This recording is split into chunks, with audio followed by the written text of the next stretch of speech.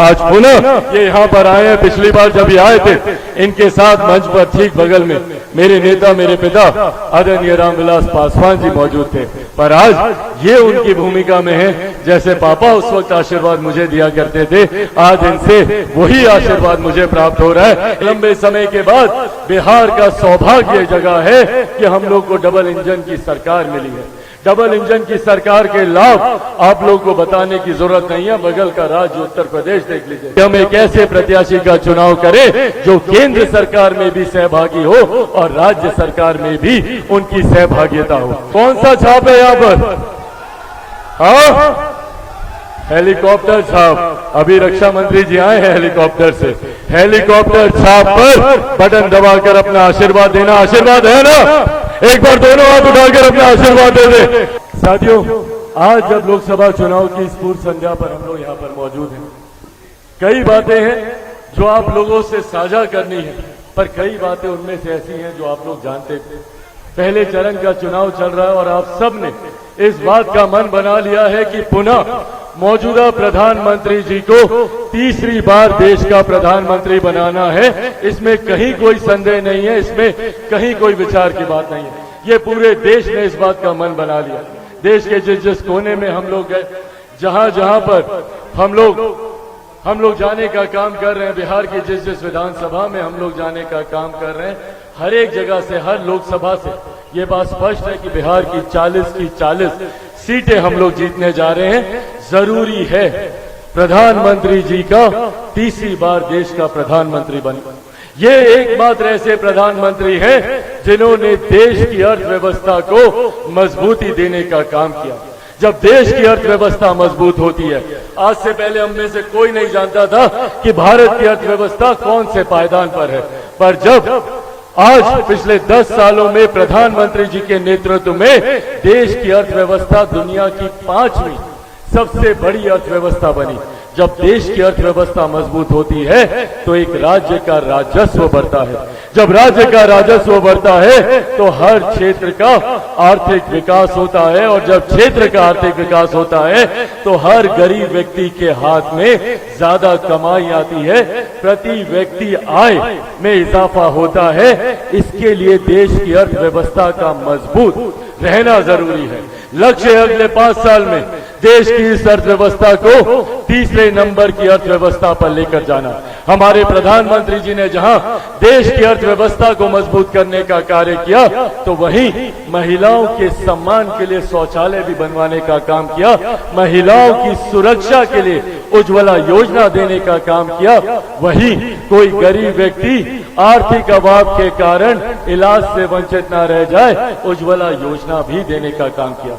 जहां प्रधानमंत्री जी ने सरहद से हमारी सीमाओं को सुरक्षित रखने का काम किया, जहां हमारे रक्षा मंत्री जी ने हमारे देश को बाहरी ताकतों से सुरक्षित रखने का काम किया, तो वहीं अंतरिक्ष के माध्यम से भी कैसे भारत सुरक्षित रहे, इस बात का भी ध्यान हमारी केंद्र की सरकार ने दिया।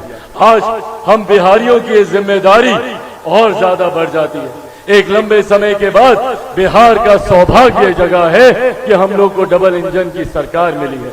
डबल इंजन की सरकार के लाभ आप लोगों को बताने की जरूरत नहीं है। बगल का राज्य उत्तर प्रदेश देख लीजिए, किस तरीके से मजबूती से दिन दुगनी चार रात चौगुनी तरक्की कर रहा है। वो सिर्फ और सिर्फ डबल इंजन की सरकार की वजह से। ये डबल इंजन की सरकार आज जब बिहार को मिली है, इसमें भी कोई संदेह नहीं है कि जैसे लोकसभा के बाद देश में एनडीए की सरकार बनने जा रही है, तो विधानसभा के बाद बिहार में भी पुनः एनडीए की सरकार बनने जा रही है। ऐसे में जरूरी है कि हम एक ऐसे प्रत्याशी का चुनाव करें जो केंद्र सरकार में भी सहभागी हो और राज्य सरकार में भी उनकी सहभागिता हो। साथियों, अपनी बातों को आज समाप्त करने से पहले और यह आग्रह करने से पहले कि आप लोग हमारे प्रत्याशी अरुण भारती जी का आगामी 19 तारीख को मजबूती से साथ देने का काम करें।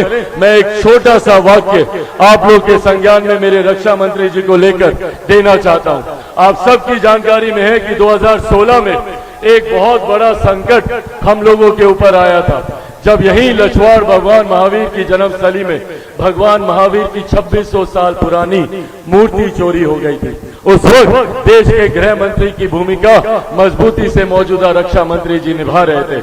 उस वक्त मैं और हमारे साथ तमाम हमारे साथी और खास तौर पर जैन समाज के देश विदेश से लोग वहां पर रक्षा गृह मंत्री जी, तत्कालीन गृह मंत्री जी आदरणीय राजनाथ जी से हम लोग मिलने गए। इनसे हम लोगों ने आग्रह किया और एक इन्हीं में वो इच्छा शक्ति थी, इन्हीं में वो ताकत थी कि महज एक हफ्ते के भीतर भगवान महावीर की खोई हुई वो मूर्ति ना सिर्फ हम लोगों ने बरामद की बल्कि उसको पुनः स्थापित कर वहां पर आज एक खूबसूरत और दुनिया का सबसे खूबसूरत जैन मंदिर हम लोगों ने बनाने का काम किया।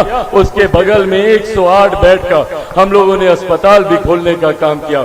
ये उदाहरण देने का कार्य आप लोगों को ये विश्वास दिलाना कि गृह मंत्री जी, रक्षा मंत्री जी, मौजूदा रक्षा मंत्री आदरणीय राजनाथ सिंह जी जब हम लोग के क्षेत्र को इनकी मदद की जरूरत पड़ी है, इन्होंने हमेशा एक अभिभावक बनकर, एक पिता तुल्य की भूमिका में आकर इन्होंने हम लोग का संरक्षण करने का काम किया।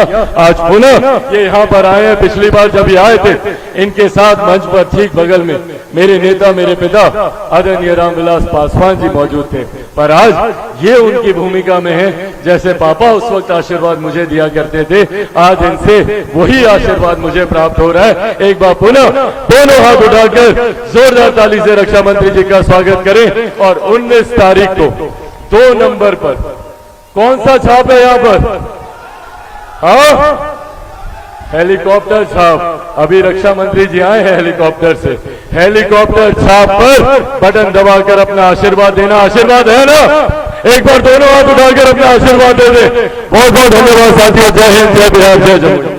YouTube पर सब्सक्राइब और Facebook पर लाइक जरूर करें।